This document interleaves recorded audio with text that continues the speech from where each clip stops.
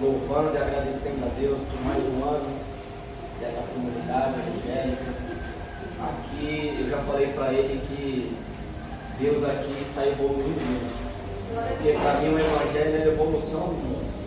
Quanto mais pessoas voltam para Cristo, quanto mais almas é ganha para o reino, estamos evoluindo muito. Quero aqui louvar também pelo meu pastor, pela minha pastora. Foram pessoas que desde o início do nosso ministério nos acolheu muito bem, me ensinou como receber pessoas e que um dia eu posso fazer isso com outras pessoas que um dia já esteve no meu estado afastado. Deus seja louvado pela vida do meu pastor.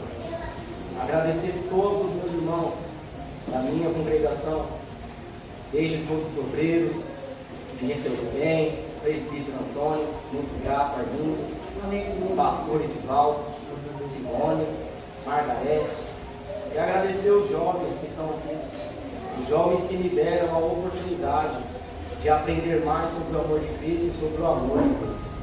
Agradeço também pela vida dos jovens. Não é eu que ensino os jovens, eu acredito que eu aprendo mais que eles do que eu ensino a eles. E agradecer a todos os irmãos que estão aqui, estão todos em orações. A Bíblia nos chama em Efésios 6, versículo 18, a orar e suplicar por todos. E eu oro por todos vocês. Amém? Meus irmãos, vamos à palavra, que tem que estar correndo. Queria que vocês colocassem Tito, capítulo 2. Carta de Tito, capítulo 2. A partir do versículo 11. Glória a Deus.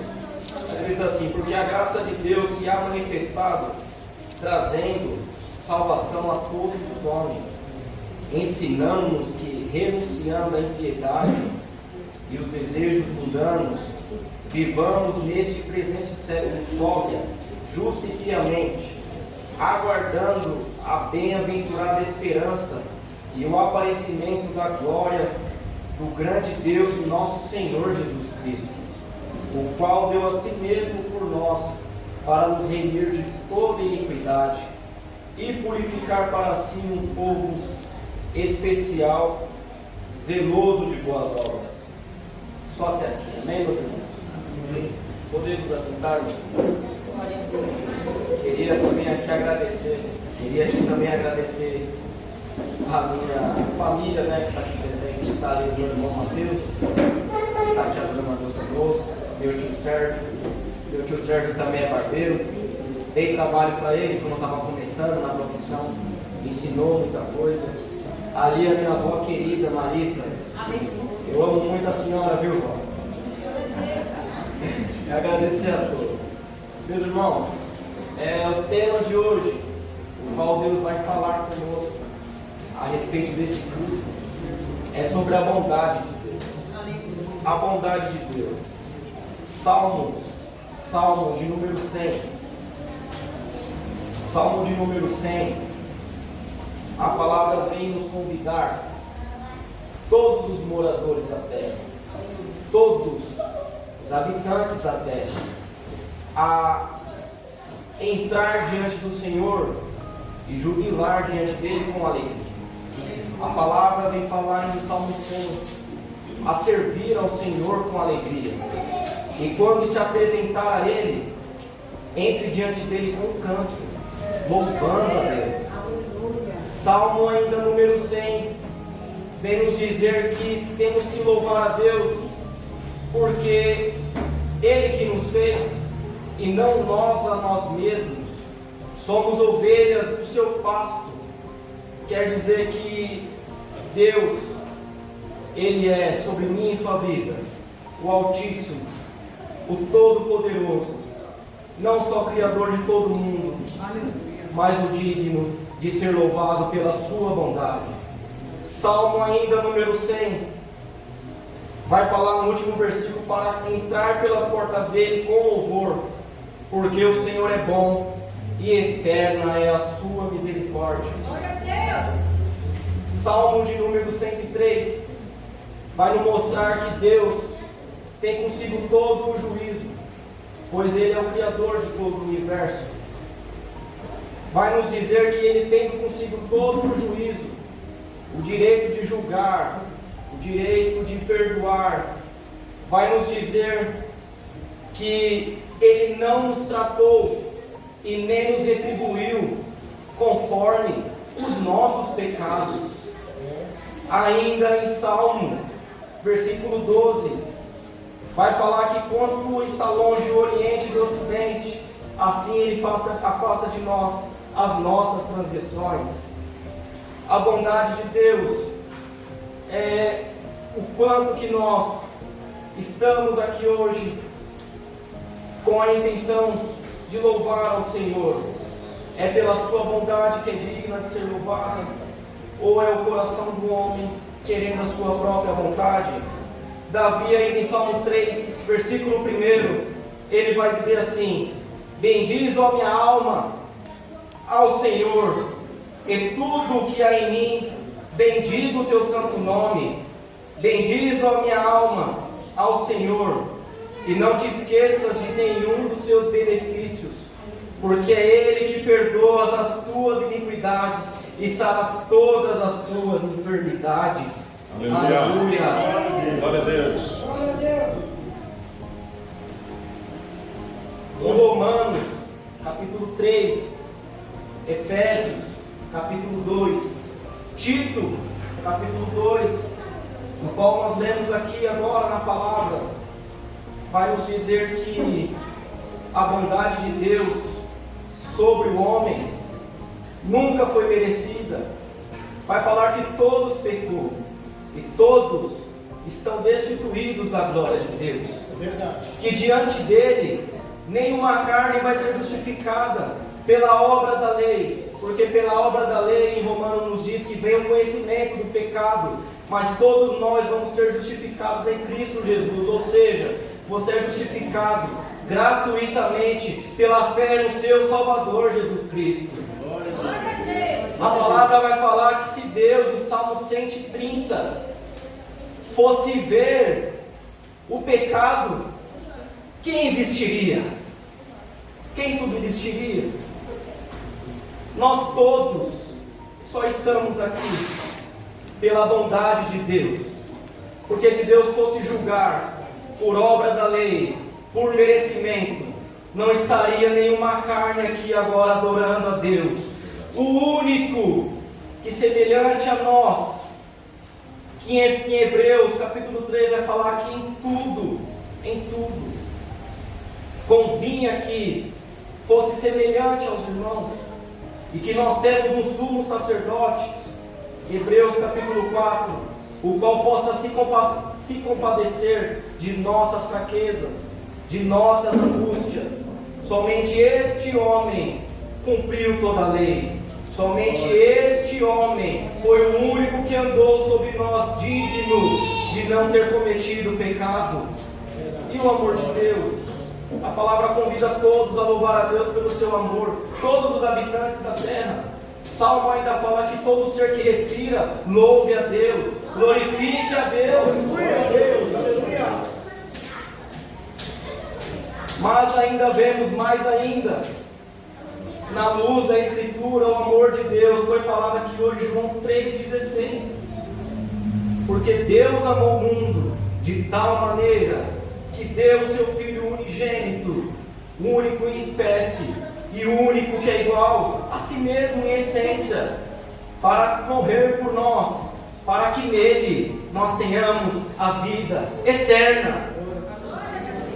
Quando nós vemos a luz de João 3,16, quando nós vemos a bondade de Deus, o ápice da bondade de Deus em toda a Escritura, revela-se através de seu Filho Jesus Cristo. A bondade de Deus nos mostra muito sobre a graça, como nós lemos aqui em Tito capítulo 2, que não foi o homem que achou o caminho que leva até Deus, pois o homem estava perdido nos seus desejos, nas suas vontades. Romanos e Efésios falam que mortos em seus pecados. Não foi o homem que achou o caminho até a Deus. Não foi o homem que descobriu a verdade. Não foi o homem. Não foi o homem que descobriu o segredo da vida eterna. Não foi o homem. Mas Deus nos deu o caminho, a verdade e a vida através de Jesus Cristo, nosso Senhor. É Deus chegando até os homens e não é o homem chegando até Deus. Aleluia, Senhor. Jesus Cristo, Jesus, não só andou sobre nós, que nem João fala que o Verbo se encarnou, mas ainda João também, capítulo 1, vai falar que Jesus, Ele é o Criador de todas as coisas. Vai falar que sem Jesus nada do que foi feito teria feito. Que no princípio era o Verbo, e o Verbo estava com Deus, e o Verbo era Deus. João nos diz que Jesus é o mesmo que entregou a sua vida por nós, mas também é o Criador de todas as coisas. Eu não estou dizendo aqui que Jesus não andou sobre nós sem a sua parte, a sua natureza humana. Logo em Mateus capítulo 4, nós vemos que após o seu batismo, Jesus foi tentado 40 dias no deserto por Satanás. Nem ele escapou da tentação, nem ele escapou da luta entre o bem e o mal, enquanto esteve andando sobre nós. Mas a partir de Colossenses 1 também, versículo 15 em diante, vai falar que todas as coisas existem e têm vida através de Jesus Cristo. Aleluia. Vai falar que todas as coisas no céu e na terra foram criados por Ele e para Ele. Glória a Deus. Jesus, Ele mesmo, tendo a sua obra aqui na terra, Ele mesmo vai falar que a sua obra foi voluntária. João 10, quando ele está falando a parábola do bom pastor, ele diz: o bom pastor entrega a vida pelas tuas ovelhas. E ele fala: é por isso que o Pai me ama, porque eu dou a minha vida pelas ovelhas, e ninguém tira de mim. Verdade. Mas eu tenho poder para dar e tomá-la de volta à vida. A sua obra foi voluntária. Verdade. Ele se entregou por nós. Aleluia. Jesus, quando Ele andou com nós, as suas atitudes não escondeu que Ele era Deus. Não escondeu. A gente vê ali em Marcos capítulo 2, que a gente não dá para falar de todas as passagens ao mesmo tempo, porque... Mas em Marcos capítulo 2, a Bíblia vai nos relatar que uma multidão, Jesus estava numa casa que a multidão se aglomerou, e tentaram levar um paralítico até Jesus, e não tinha como. Jesus estava lá ensinando, curando, teve que descobrir o teto da casa, para descer o paralítico, e estava ali uns escribas, uns fariseus, os mestres da lei, e Jesus se ajoelha, e ele olha para aquele homem e fala: perdoados estão os teus pecados. E os escribas começaram a falar entre si: quem quer isso aí para perdoar pecado? Nós entendemos da lei que só quem tem poder para perdoar pecado é Deus. E Jesus olha para eles entendendo e fala: o que vocês estão arrasando no coração de vocês aí? Saiba que o Filho do Homem tem poder na terra para perdoar pecado. E para o paralítico ele olha e fala: a ti te digo, levanta e anda. Ao paralítico ele mostrou que tem poder sobre a enfermidade e perdoar pecado. Jesus, em suas atitudes, ele não escondeu ser Deus. Jesus ainda, diante da mulher adúltera, teve uns acusadores. Tem pessoas que levam problemas para Deus para matar, não para gerar vida. Tem pessoas que levam problemas para Deus que não é para trazer a solução, mas é para eliminar o outro. E eles foram lá levando aquela mulher que foi apunhada em adultério, fazendo tudo errado, levaram só a mulher, deixaram o homem em casa. E Jesus lá, quieto, calmo. E Ele olha para aquela mulher e perdoa aquela mulher. Vai, não peques mais. Ele olha para aquela mulher e fala: cadê os teus acusadores? Pois nem eu te condeno também. Jesus ali ele mostra o intercessor, o advogado e o que perdoa pecado sobre o homem, sobre o ser humano. Ele não escondeu em suas atitudes. Jesus, ele é o mesmo que nós lemos na Bíblia. Ele tem uma frase que expressa o caráter do seu ser. Ele fala: eu sou a luz do mundo, eu sou o bom pastor, eu e o Pai somos um. Aleluia! O profeta Isaías chamou Jesus de Deus forte, Pai da eternidade. Ele falou para Pilatos: o meu reino não é deste mundo. Mas, de fato, ele é tudo isso mesmo. É a verdade. Mas ele é o mesmo que fala em João 10: eu vim dar a minha vida e morrer por pecadores. Ele é o mesmo que fala que ele veio para buscar e salvar o que se havia perdido. Ele é o mesmo que falou que veio para chamar pecadores ao arrependimento. Verdade. Obrigado, Senhor. Ele é o mesmo que falou que veio como luz, não para condenar, mas ele veio como luz para que os que estão nas trevas se converter à luz e fique livre das obras das trevas, do caminho das trevas. A luz de Jesus não condena, mas ela ilumina, ela salva, ela divide o reino das trevas com o reino da luz do seu Pai. Aleluia. Glória a Deus.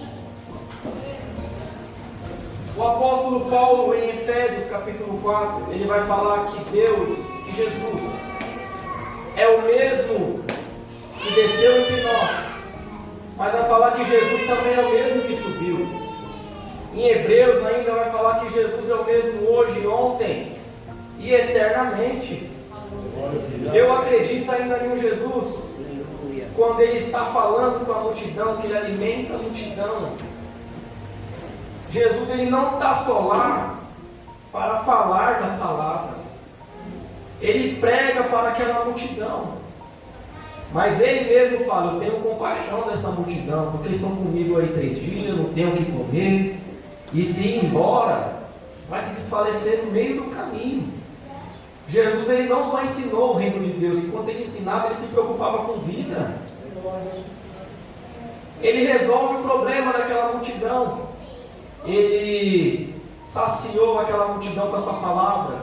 Ele é o que sacia a alma, mas é o mesmo também que tanto a alma ele sacia as necessidades físicas, porque aquele povo voltou farto, aquele povo não voltou sedento da alma e sedento fisicamente. Jesus ainda é o mesmo hoje, que cuida da sua alma e que cuida da sua vida fisicamente e materialmente. Aleluia. Glória a Deus. Esse evangelho que fala que só tem que pregar a palavra, não é assim.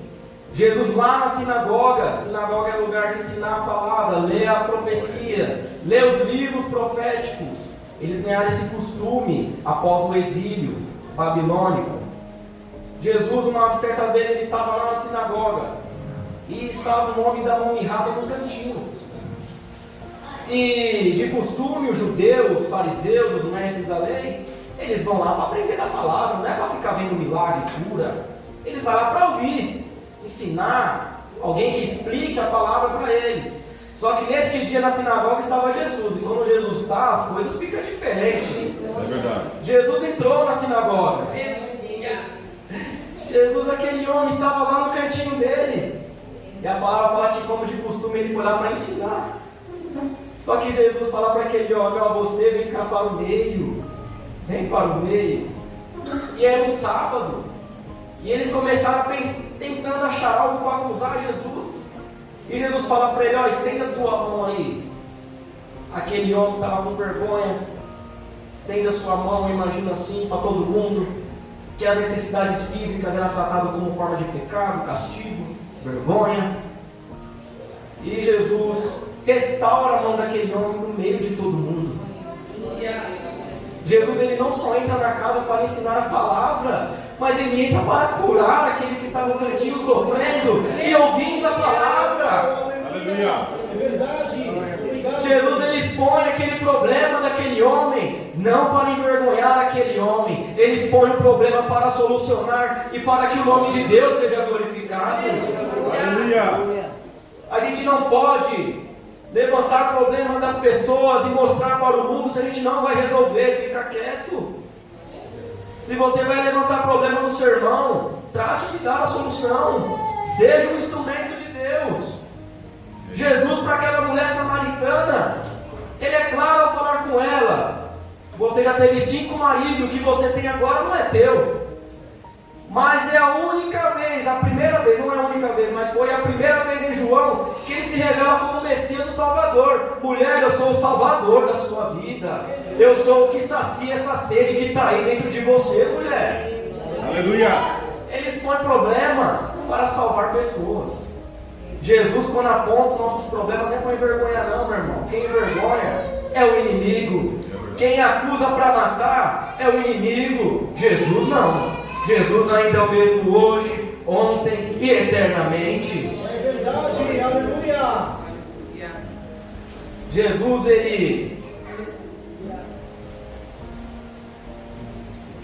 ele, em sua obra aqui na terra,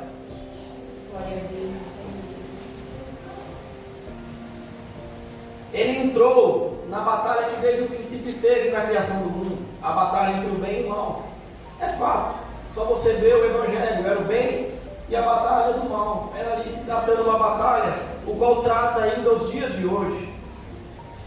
Jesus, na sua obra da cruz, ele ensina muita coisa para nós. Jesus, ele não precisou, sendo um homem, sendo o Criador de todas as coisas, sendo Deus eterno, empunhar uma arma e forçar alguém a fazer alguma coisa. Jesus, sendo dono de todo juízo, escolheu perdoar. Jesus, tendo dono de todo o poder entre a morte e a vida, ele escolheu ressuscitar. Jesus, tendo o direito de estabelecer trono, ele escolheu uma cruz para dar a vida por mim e por você. Aleluia. A morte de Jesus na cruz, para quem pensa aí que perseguição é só para quem comete pecado, a Bíblia não é clara com isso não, irmão. Não tem nada a ver. Aqueles discípulos lá passaram a tempestade porque foi a ordem do mestre, atravessa para o outro lado. A gente pode ver ali a aflição de Jó, que era o homem mais justo do mundo da sua época, travando uma luta entre o bem e o mal. E Jó tinha feito o quê? Nada. Foi Deus que falou dele e falou: você é justo diante de mim nessa minha geração. Falou para Satanás: você viu meu servo Jó? Ele é justo diante de mim. José, o que José fez?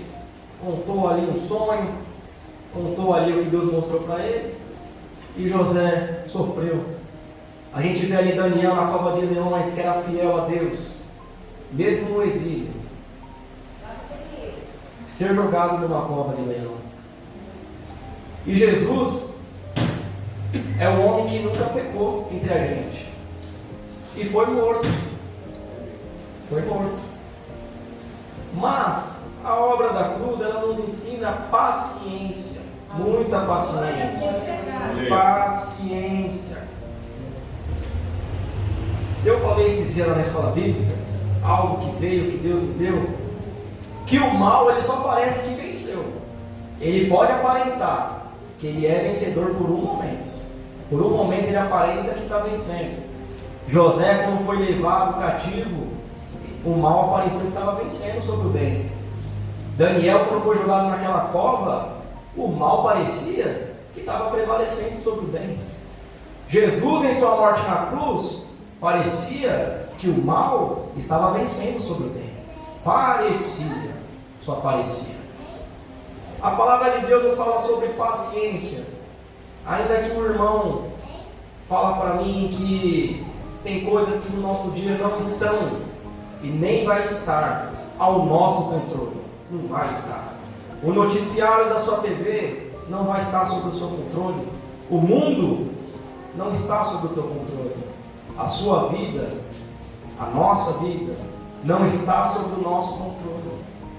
Mas a palavra fala em 1 João capítulo 2 que o mundo e as coisas desse mundo passam, mas aquele que faz a vontade de Deus permanece para sempre. Aleluia. Glória a Deus. Tenha paciência. Jesus andou aqui sobre esse mundo falando: eu sou a verdade, eu sou o bom. Ali naquela cruz, parecia que o ódio tinha vencido o amor. Parecia que a vida, que a morte tinha vencido a vida. Parecia que as coisas das trevas tinham prevalecido sobre a luz. Mas ao terceiro dia, ele ressuscitou. O amor venceu o ódio, a luz venceu as trevas, a verdade venceu a mentira. Jesus Cristo vive e é dado, Ele falou na sua ressurreição que é-me dado todo o poder no céu e na terra. Ele não só vive, mas tem o poder sobre agora todas as coisas, que é seu por direito, e está à direita de Deus Pai, intercedendo por mim e por você. Aleluia. Tenha paciência. Glória a Deus. Tiago, ele vai mais longe. Tiago capítulo 5, versículo 7, se eu não me engano, ele vai falar que a paciência é até a vinda de Jesus Cristo. Ou seja, temos que ser pacientes até a volta do nosso Senhor.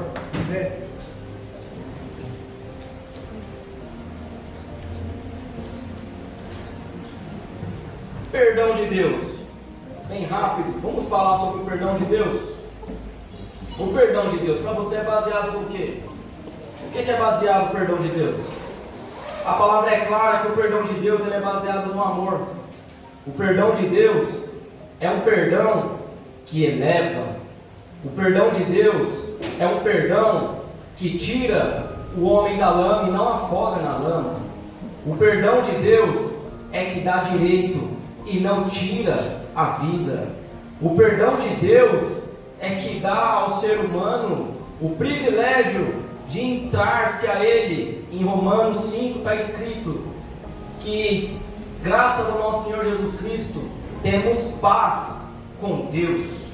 A palavra em Romanos 5 vai falar que quando nós entramos agora diante de Deus através do nosso Senhor Jesus Cristo, nós não somos vistos como inimigo, merecedores de ira.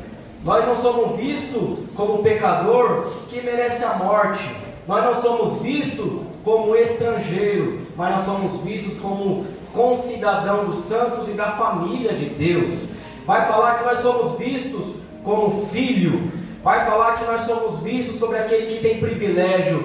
Vai falar que nós somos vistos como pessoa que tem o sangue do Cordeiro carregado sobre nossas vidas. E por causa disso, nós temos paz com Deus. Aleluia. Por causa dessa morte, nós temos paz com Deus.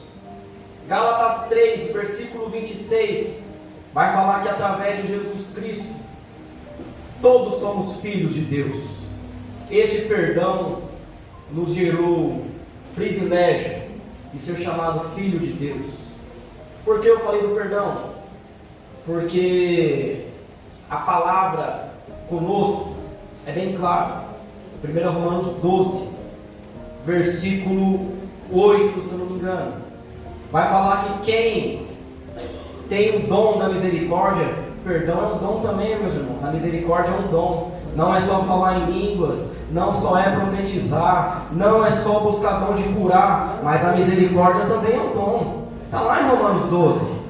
E quem recebeu esse dom da misericórdia, vai falar que tem que exercer ele com alegria, não é com tristeza. Ou seja, quando você perdoa seu próximo, não perdoa seu próximo querendo destruir ele, não. Perdoa com alegria.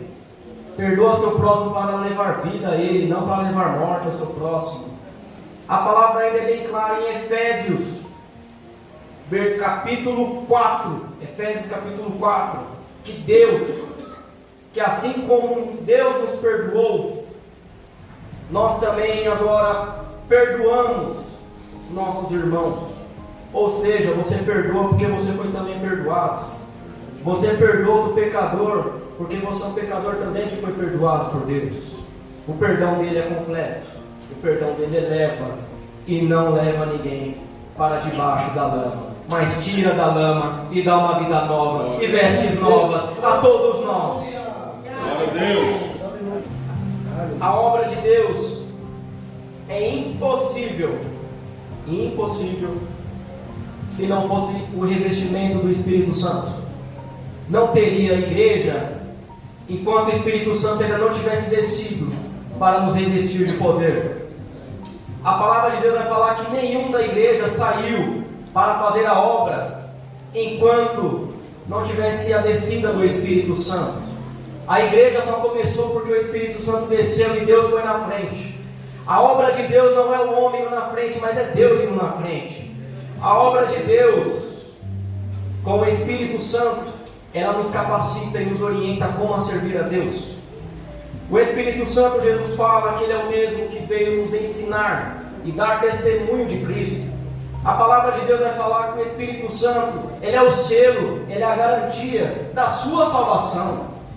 A palavra de Deus vai falar que o Espírito Santo testifica com o nosso espírito que somos filhos de Deus. E Ele vai continuar falando que eu estou certo que a glória que nos há de ser revelada não há de se comparar com as coisas que sofremos aqui neste mundo. Mas é o Espírito Santo que não desiste de nós. É o Espírito Santo que nos faz lembrar o que Jesus fez. É o Espírito Santo que testifica com o nosso espírito que somos filhos de Deus. E sem Ele nós não conseguiríamos estar aqui adorando a Deus. Sem Ele nós estaríamos fracos. Sem Ele nós estaríamos errando o caminho. Mas graças ao Seu Espírito Ele nos coloca no caminho que nos leva até Deus. Vai falar que Ele intercede, Ele ora por nós. Vai falar que Ele é o que escolhe e envia ao trabalho. Não é o homem que se prontifica para o trabalho, mas é Ele que levanta o homem e leva o homem para o trabalho. Atos, o livro de Atos começou assim a obra da igreja. Agora só para encerrar, todo mundo, pode pastor, vocês estão rapidinho? Gálatas capítulo 5. Vamos terminar em Gálatas capítulo 5, todo mundo? Eu já entendi o que Deus quer falar, eu vou até tirar esse esboço daqui. Gálatas capítulo 5. Ainda em Romanos vai falar que todos que têm o Espírito de Deus, ainda em Romanos, mas pode deixar aí. Todos que têm o Espírito de Deus são filhos de Deus. Aleluia. Em Gálatas capítulo 5, versículo 13, por favor. Nós fomos libertos, nós fomos perdoados. Mas aqui no versículo 13, o apóstolo vai falar que fosse chamados à liberdade. Nós somos libertos por Cristo. Não useis então da liberdade para dar ocasião à carne, mas servir uns aos outros pelo amor. Ou seja, você é salvo pela graça, mas para praticar a graça para outro. A palavra de Romanos vai falar que a vida pela carne gera morte, mas a vida pelo Espírito gera vida e paz. Glória a Deus. Em Tito nós lemos que nós somos salvos pela graça, preparados para as boas obras de um povo zeloso. Versículo 16, por favor. Andai em espírito e não cumprires os desejos da carne. Aí ele vai dizer que a carne luta contra o espírito contra a carne. Versículo 19 ele fala ali dos frutos da carne. Mas agora a gente vai para o versículo 22, que entra aí para nós. Mas o fruto do amor, o fruto do Espírito é amor, alegria, paz, paciência, benignidade, bondade, fé, mansidão e temperança. Agora entendi o que Deus quer falar conosco. O tema hoje é a bondade de Deus. Mas este mesmo Espírito gera em nós a bondade que Deus revelou para nós, para que nós revele agora a outros. O Espírito Santo não só é o mesmo que dá o dom espiritual, mas é o mesmo também que cria em nós o caráter, o fruto que pareça com o Pai. Quem aí foi recebido quando entrou na igreja? Eu fui bem recebido pelos meus pastores. E agora Deus quer que eu faça a mesma coisa com outras pessoas. Ou seja, essa bondade que Deus transmite através da sua vida, que seja para você praticar através de outras pessoas. Que nós não possamos usar essa liberdade, meus irmãos, para fazer pessoas se afastar do caminho de Deus. Que nós usamos essa liberdade para trazer um homem até Deus. Que nós usamos essa liberdade para tratar das coisas e dos assuntos do reino de Deus, não dos assuntos da nossa natureza humana. Para resumir o que nós lemos tudo em Tito capítulo 2, a salvação chegou a todos os homens, chegou a nós, pela graça, não foi por obra não, porque se fosse por obra, não estaria ninguém aqui. O único que por obra que mereceu se chama Jesus Cristo, o nosso Senhor. Aleluia. Glória a Deus. Mas que essa bondade nos dá uma responsabilidade com o próximo. É o amor com Deus e ao mesmo tempo o amor com os homens. Porque quem não ama não conhece a Deus. Quem fala que ama a Deus e não ama o seu próximo, pois é mentiroso, a Bíblia fala. Quer ter um relacionamento com Deus, tem um relacionamento com o seu próximo primeiro. É a Bíblia. Que nós possamos usar essa liberdade para servir a Deus pelo seu Espírito, quando nós somos selados, que nos leva à esperança. Só por causa desse Espírito que nos dá esperança. Porque Paulo fala em 1 Coríntios capítulo 5, se esperarmos em Cristo somente nessa vida, somos os mais miseráveis de todos os homens.